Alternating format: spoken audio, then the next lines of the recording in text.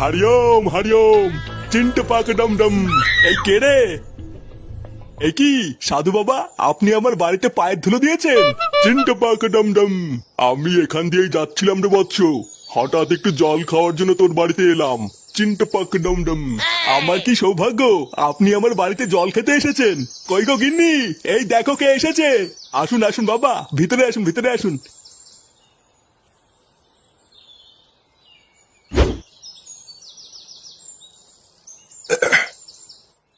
সত্যি তোদের বাড়িতে জল খেয়ে আমি খুব আনন্দ পেয়েছি।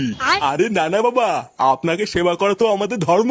শোন, তোদের ওপর খুশি হয়ে আমি তোদেরকে একটা পুরস্কার দিতে চাই। এমা নানা বাবা, আমাদের কিছু লাগবে না।